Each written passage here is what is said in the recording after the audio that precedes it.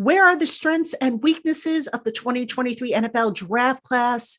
Where can the Giants benefit in their efforts to rebuild their roster? All that and more coming up next on the Locked On Giants podcast with special guest Damian Parson, host of Locked On NFL Draft. You are Locked On Giants, your daily New York Giants podcast, part of the Locked On Podcast Network, your team every day.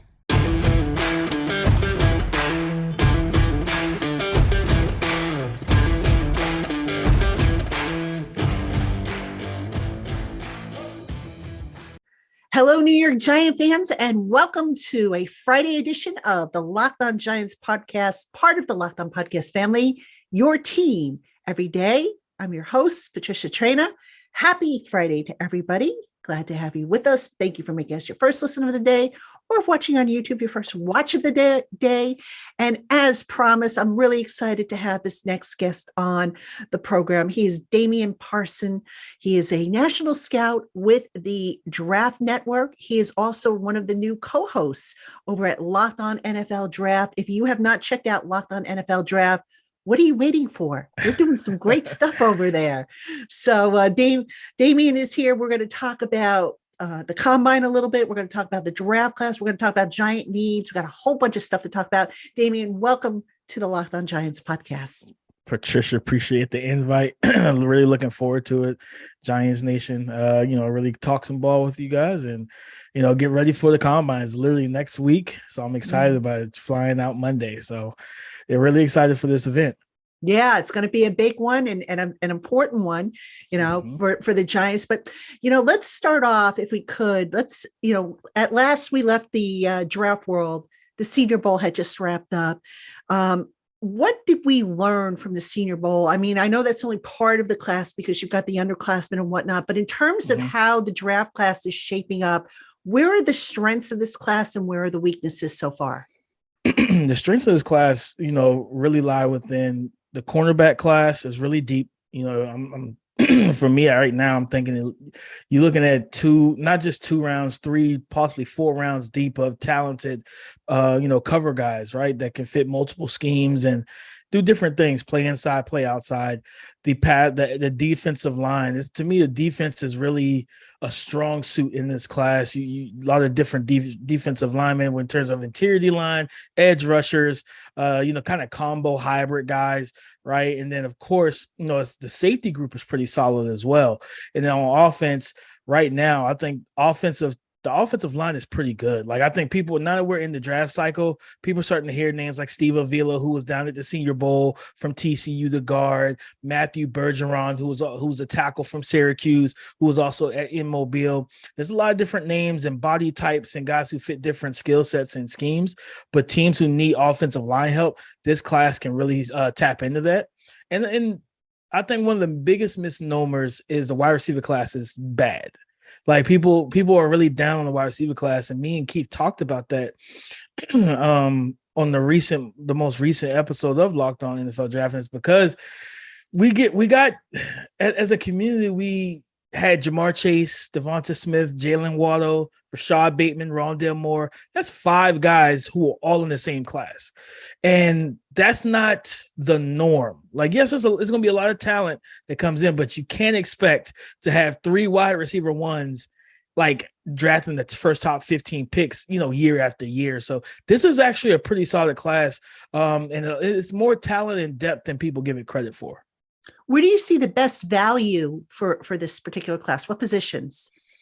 I would say best value corner, 100%. Like, a team that if you have multiple needs and you just like, man, we need corner, but I don't want to take a corner. It depends on where you are, right? Like, if you have the luxury of picking one of the top 3 or 4 guys, then yes, you can go corner. But if you're in a situation like, I don't want to reach here, I'd rather get another position of need, you can, and then get another corner in the second, maybe 3rd round. Because like I said, the talent and the depth is incredible in this class. Now, in terms of the combine, obviously you're going to have the whole or most of the draft class. You're not going to have everybody, but most of it. You're going to have the underclassmen and whatnot.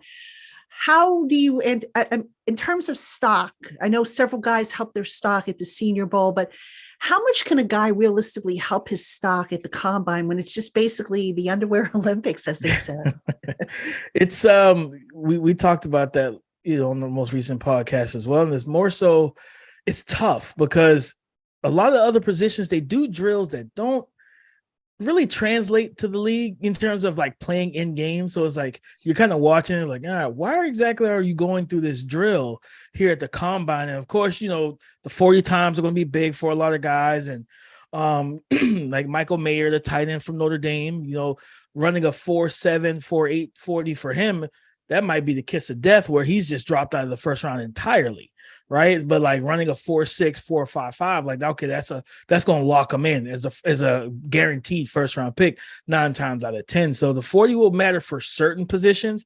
For other positions, it's just going to mainly be a lot of, coming in at certain weight, arm length, right? You think Peter Skoronski, the tackle from Northwestern, where is his arm length where's he going to come in on that spectrum if he's a sub 33-inch guy? Most, traditionally, most teams will bump him inside the guard and push him inside and say, okay, we have good at tackles. Now we have a guy that could be a stud at guard. While some teams might say, you think about the Patriots with Isaiah Wynn, they say, no, we're going to play you at tackle. And if you can fare well there, we're going to leave you there. And he's made a solid career there as well. So, guys that I'm really interested to seeing, receiver Josh Downs from North Carolina, a dynamic, explosive route runner, tracks the ball well, very, very high football IQ.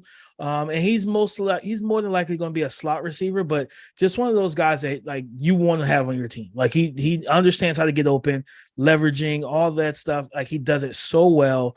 And the fact that he's played with 2 different style of quarterbacks. He played with Sam Howell in 2021. Then he had the youngster Drake May this year, and teams knew who he was this year. He still was that guy. I'm also one of the cornerbacks that not a lot of people are talking about, but they should be. Alex Austin, the cornerback out of Oregon State. They have him listed, the height and stuff. I'm really interested to see because the schools lie a lot. Like he's typically like, oh yeah, he's 6'1", 6'2". It's like, yeah, he might be 6 foot. You know what I mean? Like, oh, he's 6 foot.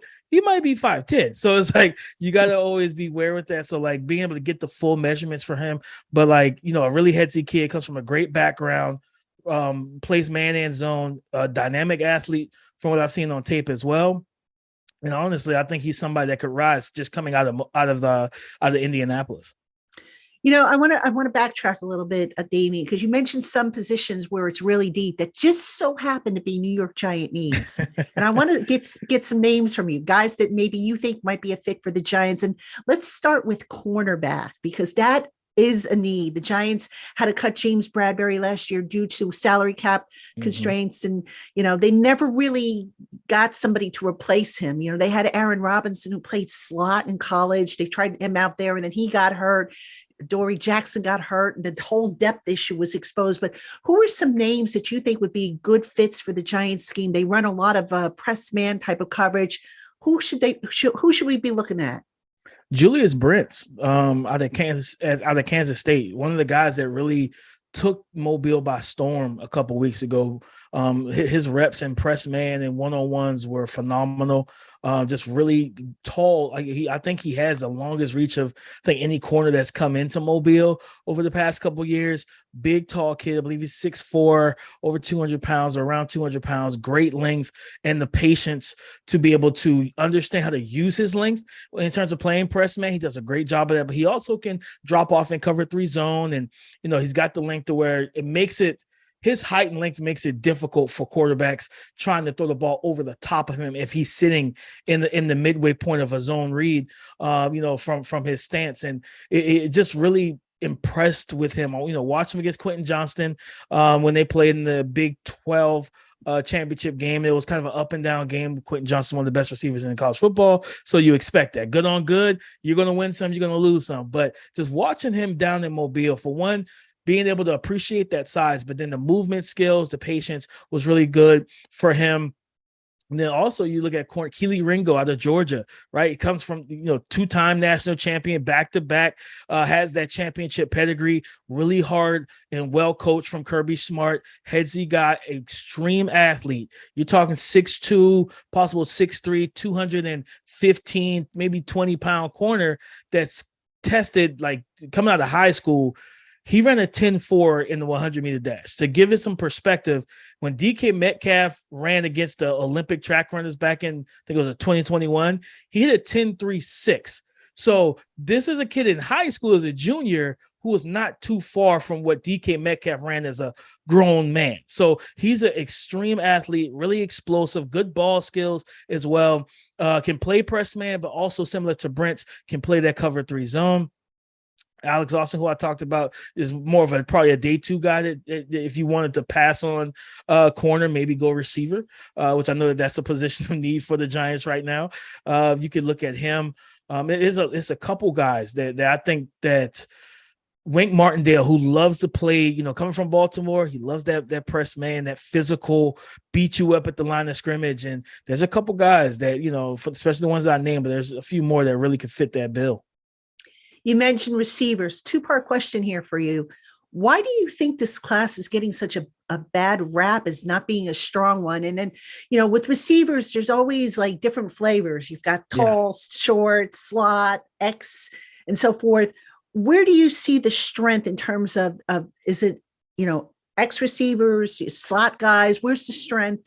And what are some names that you think might be able to help the Giants who desperately need an X receiver? I think for your first part of your question, why do people look at this class? I'm going to be honest. I think a lot of it's box score scouting, where it's like you're looking at the box scores of their season. It's like, Kayshon Boutte didn't have 1,000 yards, or this guy didn't have 1,000 yards. But it's like, that's when you turn on the tape and you just watch to find out, right? Like I want to know why you didn't have 1,000 yards. Well, if it's because the quarterback play was inadequate, right? That's a big part of it. Like, they can't throw the football to themselves. Like, so that's a huge part of that. So what you do is you look for the traits in the athletic skill set that translate in the reps that you can extrapolate and put into and translate to the NFL. And looking at to me, the strength of this wide receiver class, there are a few X receivers. I think it's more of the slot and movement Z type of guys that is more profound in this class. So you think, Quentin Johnston, 6'4", 215, talked to some people down in TCU. They say he's clocked in under 4.4 and he's jumped over 40. And it's like, man, that's a freak. And that's what you look for in an X receiver, right? So you think about Cedric Tillman, another X receiver over from Tennessee, big 6'2", 6'3", 200 plus pound, kind of physical frame, more of a Cortland Sutton esque type of X receiver, where he's not the most dynamic, but he runs good routes. He has a nice release package. He plays through contact very well, and a very talented blocker in the run game as well. Strong-handed, can win on all 3 levels of the defense and really stress the defense as well. And you think of guys like, Rashee Rice out of SMU. He's more of he came in, he measured, I think, at 6 foot, maybe 6'1". So he doesn't have the prototypical size, but he plays very well on the outside, runs good routes, understands how to separate, but he may have the best ball skills in this class for a guy that's not 6'3". Like, he plays like he's 6'3". He plays bigger than his frame. And he's a guy that you can move around and different things like that. So you're thinking about having Daniel Jones. You have Wandale. I'm not sure what's going to happen with Sterling Shepard. And then the whole Kenny Golladay thing didn't work out for the team. You want to find a bigger body guy, because the phrase that I was always taught talking to different scouts and coaches is you build your receiver core like an NBA basketball team. You want to have your center, your power forward, your slasher. You want to have your shooters. And you look at Wandale and some of the other guys you guys already have on the roster. Like, you have kind of those slashers and shooters, but you need that big body guy, that guy that can play above the rim, that Daniel Jones or whoever's at quarterback for the foreseeable future and for the long term can feel comfortable one-on-one. They see single high coverage. I'm going to give my guy a shot because I know that he can make a play. Hey, Giant fans, looking for a delicious treat but don't want all the fat and calories? Then you got to try a Built Bar. What makes Built Bars so good? Well, for starters, they're covered in 100% real chocolate. That's right, real chocolate. And they come in unbelievably great flavors like churro, peanut butter brownie, and coconut almond. These delicious protein bars taste like a candy bar but without all the guilt. Most Built Bars have about 130 calories and 4 grams of sugar with a whopping 17 grams of protein. And now you don't have to wait anymore for your box to ship from built.com. Simply pop into your local Walmarts or Sam's Club and grab yourself a box of Built Bars. You can thank me later. In his season-ending presser, General Manager Joe Shane kind of downplayed it a little bit, saying that, it's not life or death if you don't have a number one receiver. And, quite honestly, the number, we talk about number one, number two, number three, really it's all based on, I guess, game plan from week to week. But that being said, if the Giants don't come out of the draft with a legitimate X and they have to keep, the Band-Aid approach that they've been using, how much do you think that could hurt their offense as it looks to take the next step? It could be big because it's, you think back to, Giants fans should smile about it because it's the Patriots, right? You got 2 Super Bowls over there. But you think about what Tom Brady would have in New England, the Welker, the Deion Branch, the element, like the receiver core was well-rounded enough where teams had to play honest, right? So it's like, okay, then you think about the tight end position. So it really just depends on how they want to build it out. If they don't come out with a legitimate X, definitely you want to make sure you have a good tight end. Daniel Bellinger's the rookie that they drafted last draft, and he's a talented kid, can block and do some things in the passing game. But you just want to be well-rounded. I believe in the concept of making defenses cover every blade of grass. So you want to have a deep threat. You want to have a slot machine. You want to have a movement guy. And then, like you said, you have a talented tight end that can roam the middle, because what you really truthfully want is you want Daniel Jones to come to the line of scrimmage and see 2 high safety. Especially with Saquon Barkley back there. Like now with Saquon Barkley back there, if you want to roll that safety down, you just want to have the weapons that can take advantage of one-on-one single high coverages. If you can have those weapons, right? Wandale, if you can come out of this draft and grab a guy like Kayshawn on day 2, Raheem Jarrett, and continue to look at even the free agency market and see what's out there. Just build it well-rounded. It's great to have a Jamar Chase. But Jamar Chase also has T. Higgins and Joe Mixon and Tyler Boyd and Joe Burrow and Hayden Hurst. So it's like, it looks a lot different when it's just Jamar Chase, right? So you just want to have a well-rounded group to help your quarterback, help the run game, and then have those guys help each other, where then you get creative, especially with a coach, like the offensive mind that you guys have with Brian Daboll, and I've been a fan of his since he was at Alabama. I love this man. I love everything he does as a coach. And from an offensive standpoint, Mike Kafka does a great job as well. And those two really work well off each other. I think that they will be able to get the most out of a well-rounded core. And they're the type of coaches that I don't think you should worry if you don't have that quintessential perennial X receiver. Because they could always get one down the line at some point, assuming that they don't go anywhere, which I don't see them going, at least not next year. Damian, you mentioned a couple of other positions that I think are needs for the Giants, and I want to pick your brain on them. Yeah. Defensive line. I maintain the Giants need additional defensive line depth. Obviously not a day 1 or not even a day 2 pick necessarily, but they cannot keep asking Dexter Lawrence and Leonard Williams to take upwards of 70, 80% of the snaps every week. It's just, they're going to wear them out. Who are some names that you think would be really good value picks, maybe on day 3 or maybe even a late day 2, if you think there's one such guy? Gerard Clark, defensive tackle from Coastal Carolina, mid-major kid, Sun Belt Conference. Originally came into Coastal as a tight end. He was 6'4", 230, redshirt his freshman year, and he bumped up to about 315, and now he's 6'4", about 335, 340.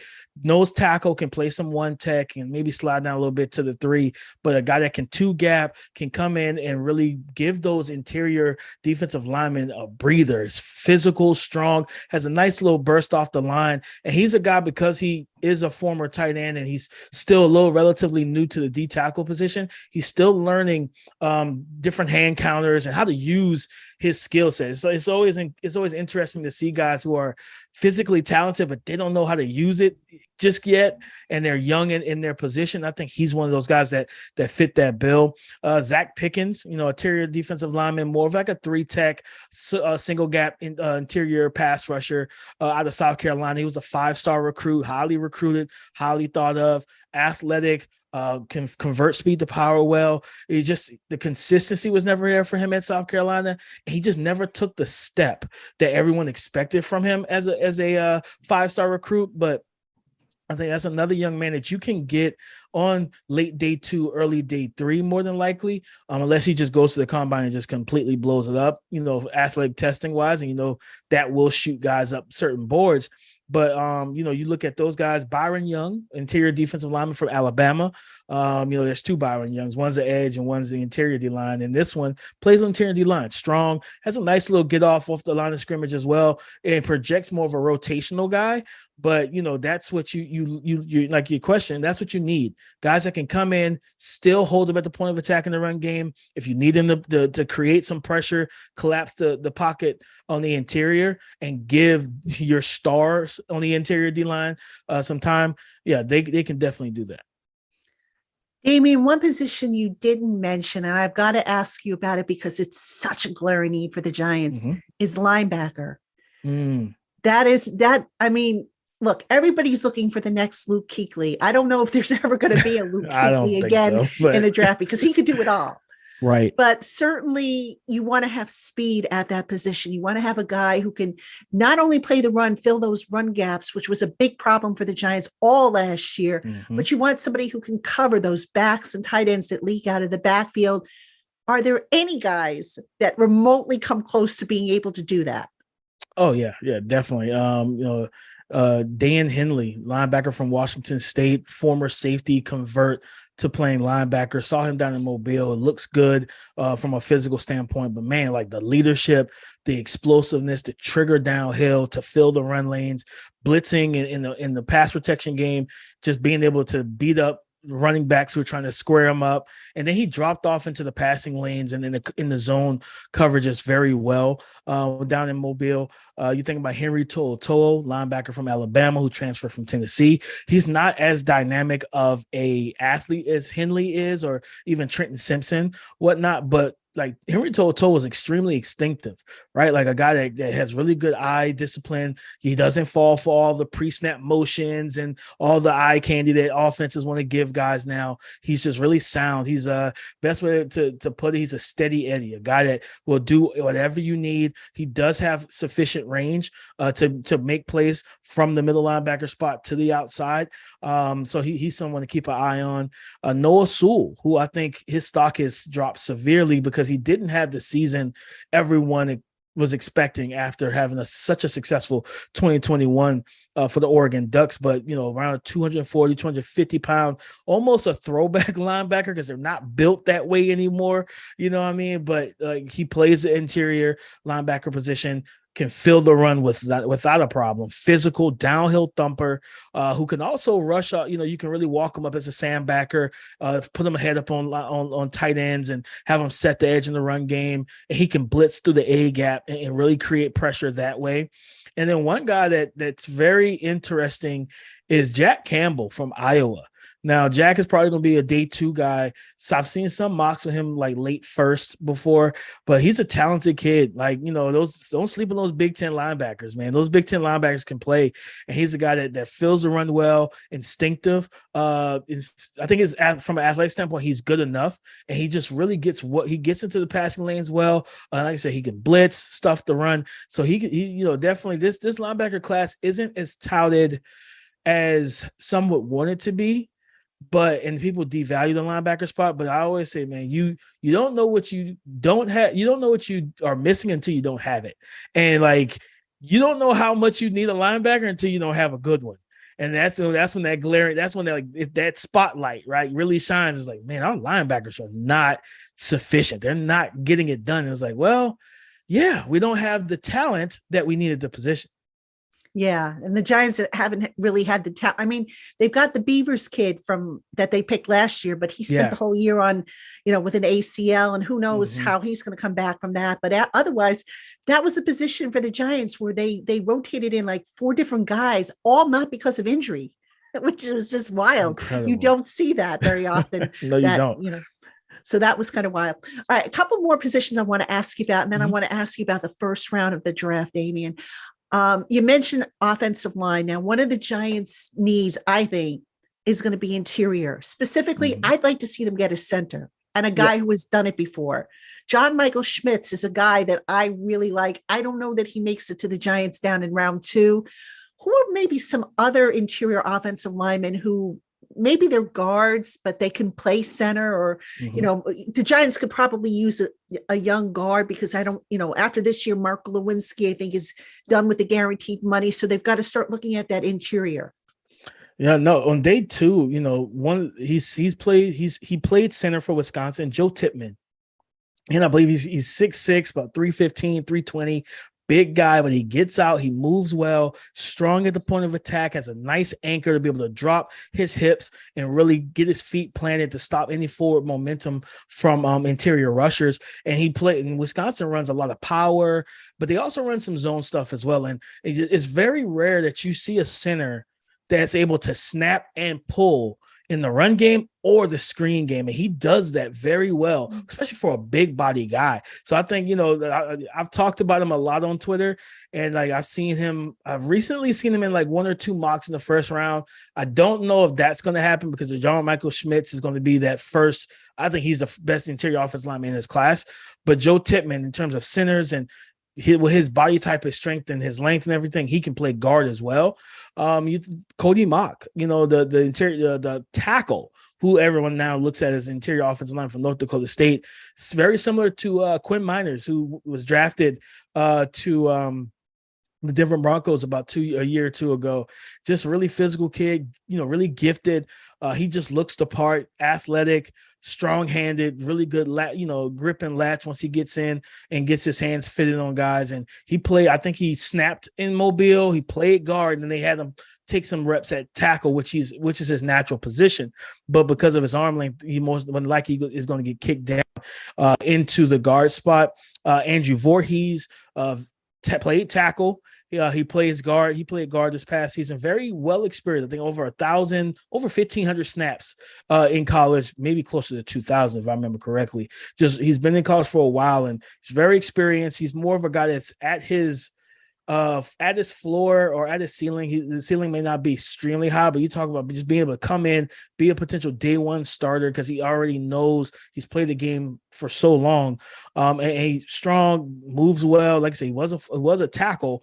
So then putting that tackle movement skills in at guard in the condensed, reduced space, and I think he's done well. But one guy to keep an eye on is Emil Ekiyor from Alabama. He played guard exclusively for Alabama, but the young man actually is a natural center. Nick Saban said they only played him at guard because it was such a huge need, and he was one of their 5 best offensive line. So naturally, he's a center, strong, can really move people in the run game, climb up to the second level, strong-handed, decent athlete as well, a guy that can play both positions, guard and center. But if you're definitely looking for a center on potentially day 2, Emil Ekiyor is a guy to keep an eye on.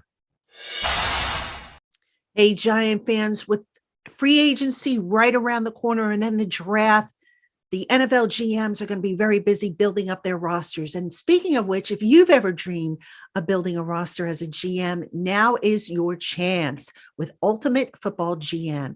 You'll manage every strategic aspect of your team, play through seasons, and lead your team to glory trying to build a dynasty. If you were Joe Shane, would you re-sign Daniel Jones for $40 million plus per year? Would you bring back Saquon Barkley? These are some of the types of decisions you can make with Ultimate Football GM. You also decide on the coaches, the coordinators, trades, free agents, and of course, the draft. Who's going to be your first pick? Is it going to be a quarterback? Is it going to be a wide receiver? You decide in this realistic game world that is free and playable offline, where you can compete against your friends. You can play on the go as you want, when you want. And we've created a Locked On League for you to compete against Locked On fans all over the world. Can you be the ultimate Locked On Football GM? Choose the Locked On League in the app to join us and find out. Locked On Giants listeners get a 100% free boost to their franchise when using the promo code Locked On, all caps, by the way, in the game store. That's Locked On in all caps. So go ahead, download the game, or just visit ultimate-gm.com or look it up in the app stores. That's ultimate-gm.com. Ultimate Football GM. Start your dynasty today. All right, one more position I want to ask you about, and then I want to get your take on the first round. The Giants, you mentioned Saquon Barkley early in the show. There's no guarantee Saquon will be back, but even if he is back, they probably could use, another couple of guys there. Matt Breida is a unrestricted free agent. They have Gary Brightwell, but when you look at the running back class, again, the thought is you could probably get a decent guy late in the draft, day 3. You look at Isaiah Pacheco over at Kansas City. He was a 7th round pick, a few years back for the Giants. Ahmad Bradshaw was in the 7th round. Devin Singletary with the Bills, I think, was 4th round. Who are some good value picks at running back that you think might fit what the Giants do on offense? Oh, man, this is a really talented group, like a deep group of running backs. And you think about Roschon Johnson, the second running back from Texas. Everybody knows about Bijan Robinson, as he is the blue chip elite talent out of Texas that he is. But Roschon is not someone that you sleep on. Definitely a guy you can get day 2, potentially day 3. The earliest I've heard is around 3rd round. Is 3rd round for him.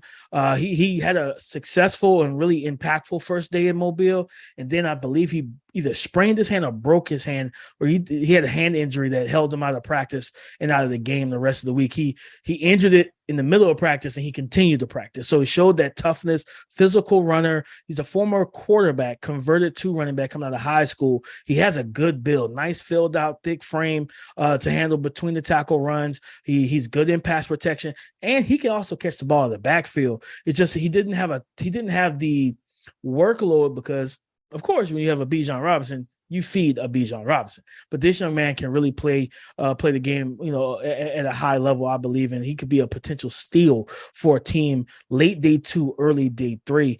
You think about, it's a couple guys, but you think about Tank Bigsby, a guy who at Auburn didn't have a passing game, but he was the focal point from his freshman year. He's about 5'11", 6 foot, 210, maybe 215-ish. Physical runner who has good long speed, but the patience and footwork to be able to attack the interior of a defense, attack the teeth, and find those outlets, those cuts to get into space and then make you pay for it if you don't have the right angle.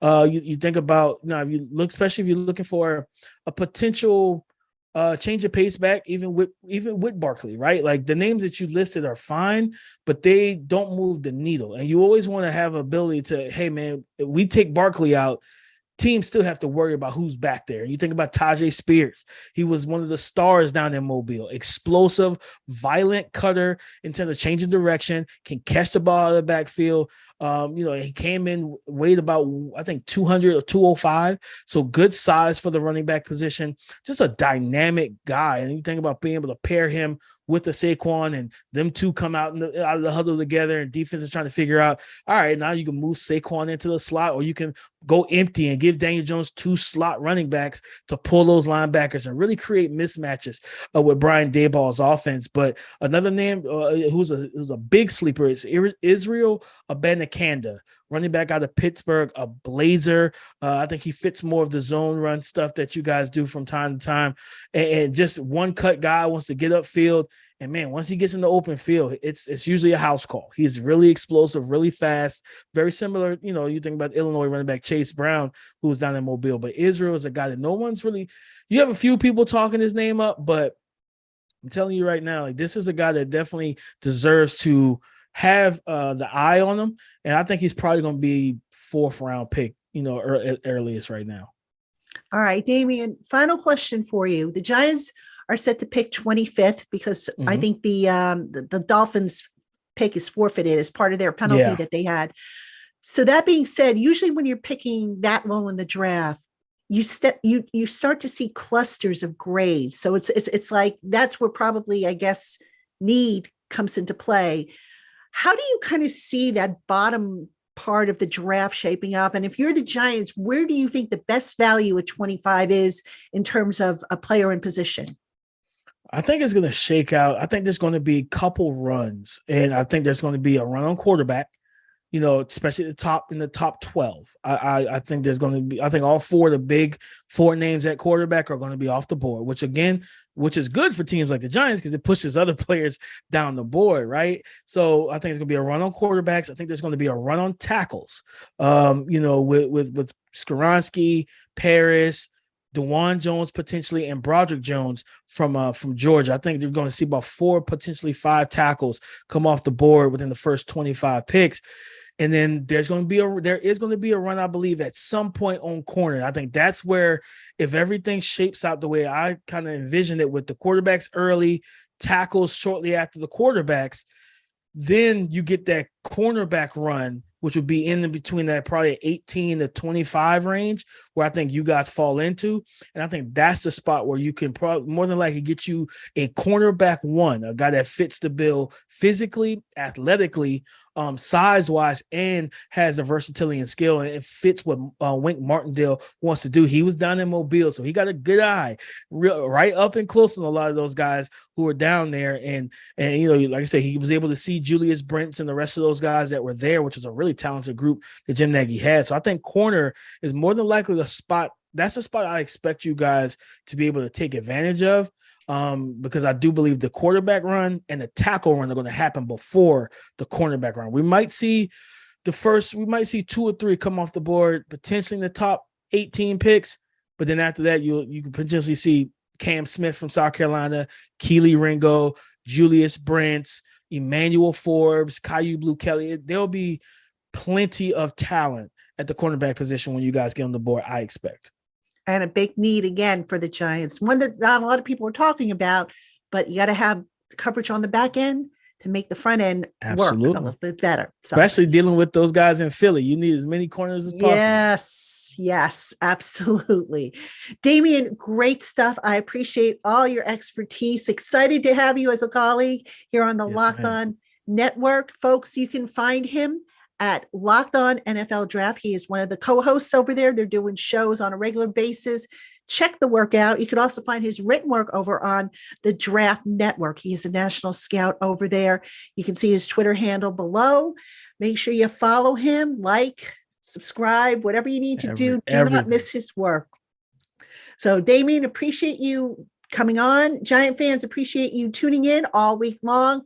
We'll be back next week with all new episodes. The Combine is next week. You won't want to miss the coverage. Thank you so much for tuning into the Locked On Giants podcast.